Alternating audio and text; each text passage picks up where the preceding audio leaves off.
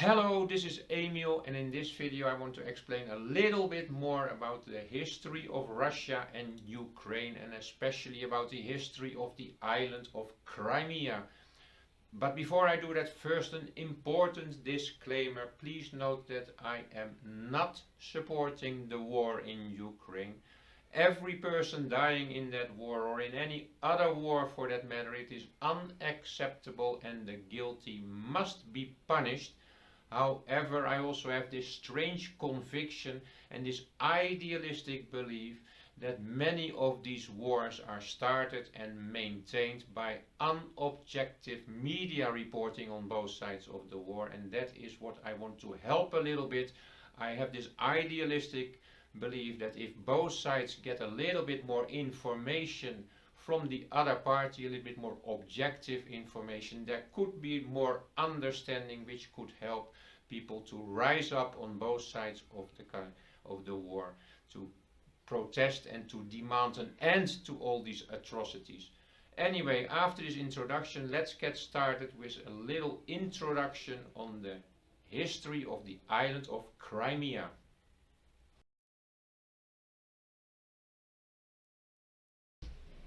The island of Crimea is a super important and super strategic island in the Dead Sea. It lies very close to Ukraine and it also lies close to Russia. And why is this of so strategic importance? Because it gives access to the seas in the south. And for that reason, many wars have been fought about this island in the last 500 years. About 300 or 400 years ago, the island used to belong to the Ottoman Empire, which is like the modern Turkey. And an important date in the history of this island is the year 1783, when Tsar Katarina the Great from Russia, she conquered this island, and a peace treaty was signed afterwards with the Ottoman Empire. And since 1783 the island is officially owned by the Russian Empire. Another important date is about like 80 years later. Between 1853 and 1856 there was a big war going on about this island. And on the one hand were the Russians, on the other hand were Western countries, including mainly England and France. They fought for 3 years, really so many people died. It was a terrible war, but also after this war, Russia remained the owner of this island. The next step in the history is the year like 1917, 1980, when there was the Russian Revolution, a revolution which, by the way, and I can explain that in another video, by the way, this Russian Revolution, but many people do not know, it was funded by the Germans, by the German Kaiser, the Emperor, the Kaiser of Germany, who was fighting a war between 1914 and 1918 with France and England and other countries, and he wanted to have a peaceful partner on the East Front, so he wanted to stimulate that revolution, that communist revolution. He helped Lenin move towards Russia, and he also funded Lenin, and he was super happy when the Russian Revolution succeeded. But that I will explain in another video. Now let's get further with the history of the island of Crimea.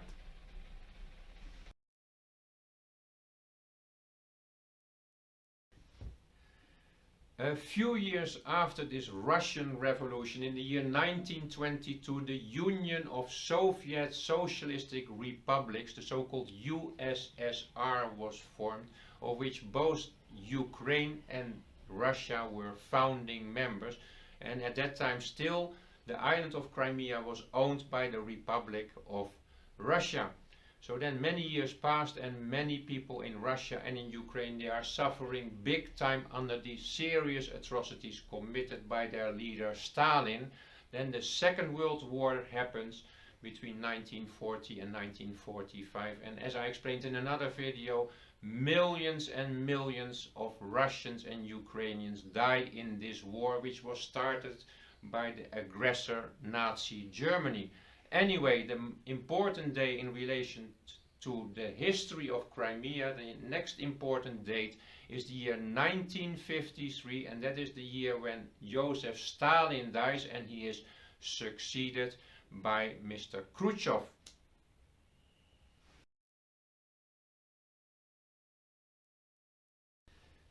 Within weeks after having been appointed as the new USSR leader, Mr. Khrushchev signs a decree whereby the island of Crimea is moved from an administrative point of view from the Republic of Russia to the Republic of Ukraine.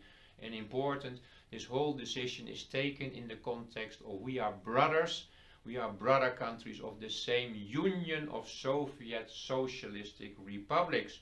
So between 1953, the next important date is the year 1991, and 1991 is the year when the USSR gets dismantled. All the separate republics get awarded their freedom, their liberty. For example, the Republic of Ukraine, they call their independence.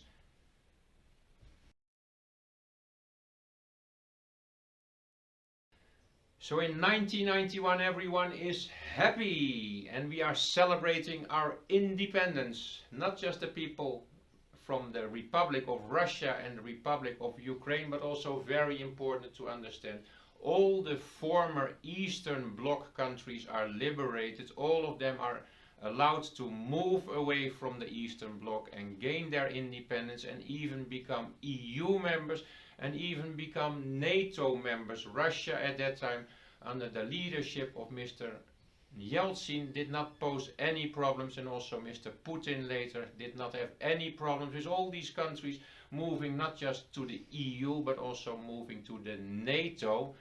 You can ask yourself, why is it necessary for all these countries to become part of NATO?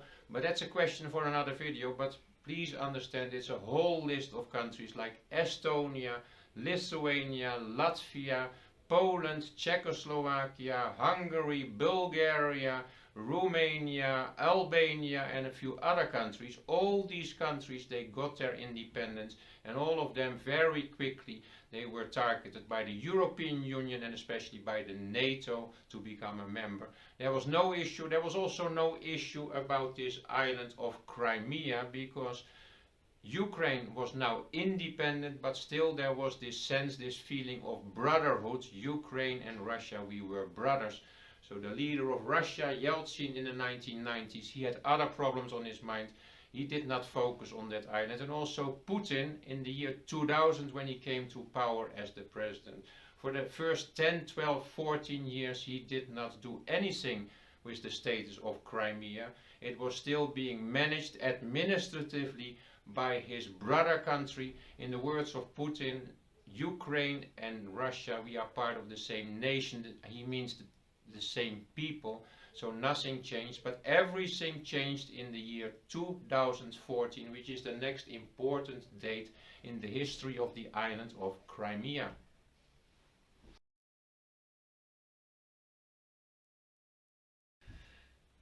Before explaining what exactly happened in the year 2014, I first go back 4 years in time to the year 2010, when there were general elections in the country of Ukraine. And these general elections, they were won by Mr. Yanukovych, who became the president of Ukraine. Important, these elections were judged 100% fair by international observers. So since the year 2010, Mr. Yanukovych is the legit president of Ukraine. Also important to understand, Mr. Yanukovych, he comes more from the eastern side of Ukraine, and that is the side where most of the people are living with Russian background, Russian ethnicity. And that brings me to another point that is important to understand. Ukraine, it is one country, but unfortunately it is a country which consists of at least two different nations, two quite different type of people. On the eastern side and also on the south side, you have people living more than 6 million. It is quite a big number of people, more than 6 million people with a Russian background, Russian ethnicity, they speak a Russian language, they also have a different religion, and on the west side there is more another type of Ukrainians living, so that is always a problem in this country of Ukraine. So important to understand Mr. Yanukovych, he comes from this Russian background. During his presidency he has to deal with many issues. The key issue is he has to grow his country economically, and in order to do that he has to make a choice of whether he is going to associate more with the West, like with Europe. Is he going to ask for membership of the European Union, for example, or does he prefer to cooperate and work more with his former partner, with their brother country, Russia? That is the key question, and this question is the trigger for the issues which are going to happen in the year 2014.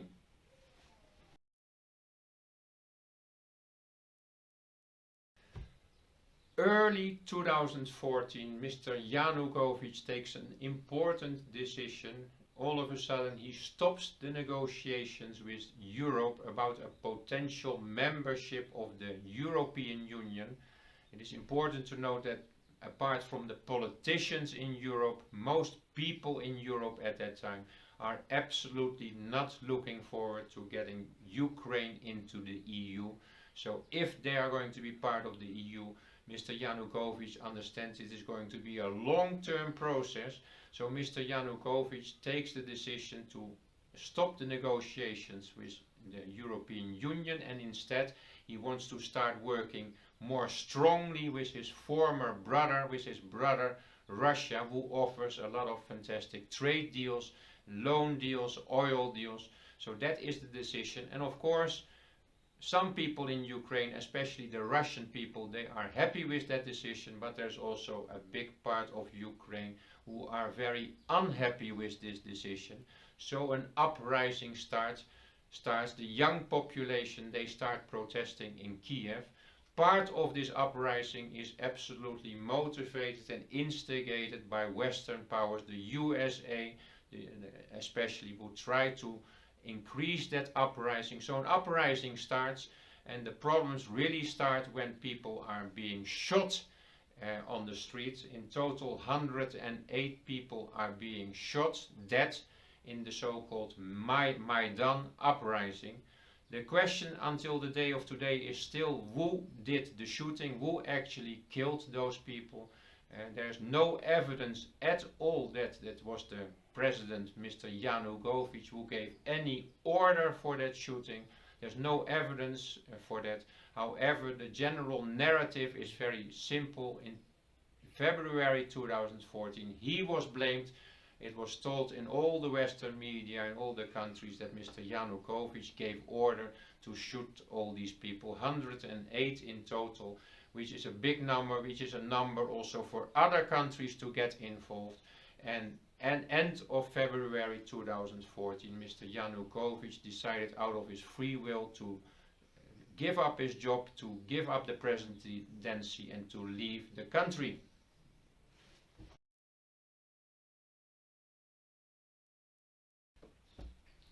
So what does Russia do? How does Mr. Putin react to the developments early 2014 in Ukraine?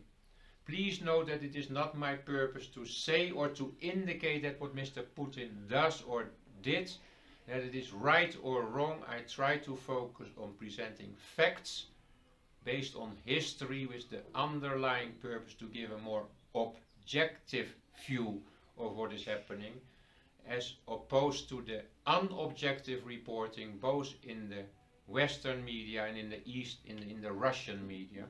That is my purpose. So from the viewpoint of Mr. Putin, what does he see? He sees that his brother country in the West, Ukraine, that it is being more and more meddled, and there's more and more interference by people from his main enemy, the United States of America. It is a fact that many people from USA and also other Western countries are working in that country. They are earning a lot of money, a lot of corrupt money. They are trying to get hold, for example, of the of the oil and the gas industry. They try to do business. They try to grab Ukraine into the EU. It is a fact that many people from the Democratic Party, of the party of Mrs. Hillary Clinton, also Mr. Biden, he's the point man on behalf of Mr. Obama. He flies to Ukraine, and all of a sudden his son, Mr. Hunter Biden, has no experience in gas, has no experience in Ukraine. All of a sudden he's appointed as a director on the board. He earns like 50,000 euro per month. It smells like corruption, and it is corruption, because sorry to say, Ukraine is a beautiful country, but it is also in this stage a seriously corrupt country, and many Americans are there earning shiploads of money, and they try to pull Ukraine into the EU, the European Union.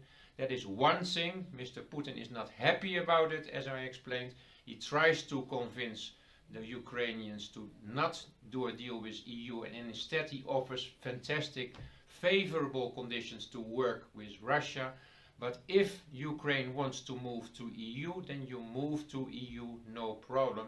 The real issue starts that there is also discussions going on between Ukraine and the NATO, and that is just one step too far for Mr. Putin. NATO is the biggest enemy of Russia. It has been the biggest enemy for many, many years.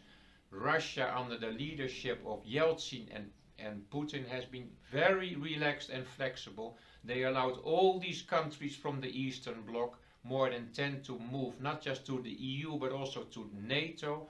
I ask the question again, why is it necessary for the NATO, for our Western countries, to move as east as possible? Why do we have to take these countries into NATO? Why can these countries not just act like, for example, Finland? Finland is a country next to Russia. It's a peaceful country, but Finland decided to stay neutral. Anyway, every country can decide for themselves. So if Poland, Czechoslovakia, Hungary, Romania, they all wanted to become part of NATO, and they became part of NATO.